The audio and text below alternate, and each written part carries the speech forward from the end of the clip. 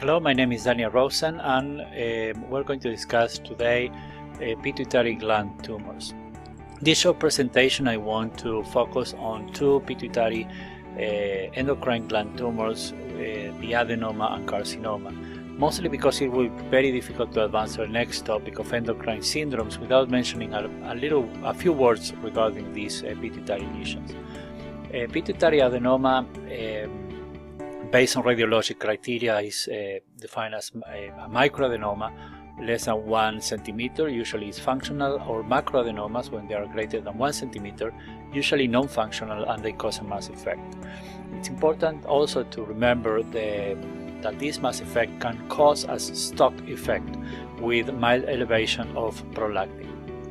The concept of invasive adenoma is a gross intraoperative or radiologic descriptor and not a pathologic one.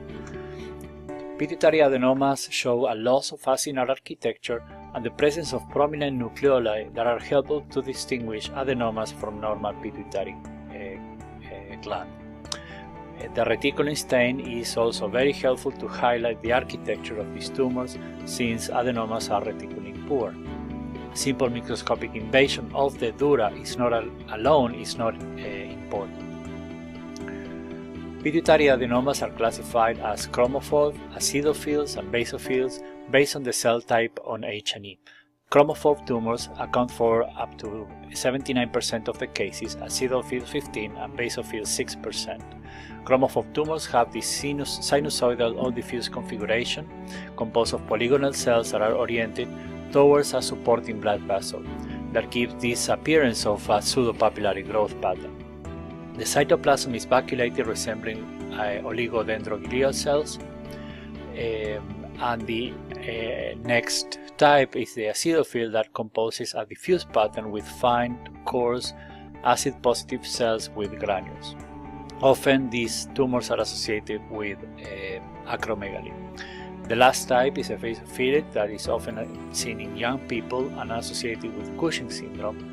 It's composed by these polygonal cells with a diffuse pattern with PAS positive granules. Pituitary adenomas can also be classified according to what hormone they produce. For example, prolactinomas 50% comprise 50% of the adenomas. These are chromophore cells with a central nucleus, and it's very common to see samoma bodies or lamellar bodies. They have a high NC ratio with fibrosis if it's treated with dopamine agonist. The gonadotroph adenoma or null cell adenoma is the most indolent type. It's composed of chromophobic cells with perivascular rosettes or papillae.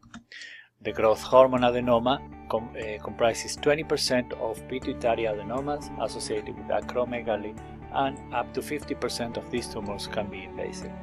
The last type is the corticotroph adenoma, which is about 10% of all pituitary adenomas, has strong PAS positive granules, and is associated with Cushing syndrome. It's also important to know that these are not the only types of adenomas. They can secrete other pituitary gland hormones, and there's also mixed adenomas, which they can secrete a multiple variety of these. Pituitary carcinomas are very rare neoplasms, less than 1% of them. They show brain invasion, which is an exceptional finding, or intracranial CSF invasion, or extracranial metastasis, which is exceedingly rare. No large series are being yet published, so we know very little about these tumors. Most of them, they secrete prolactin or ACTH, and this latter is often occurs in the setting of Nelson syndrome. These tumors, since they are malignant, they have a high morbidity and mortality.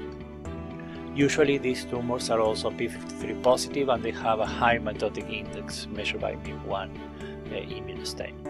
So this is the end of this short presentation. Thank you so very much for your attention.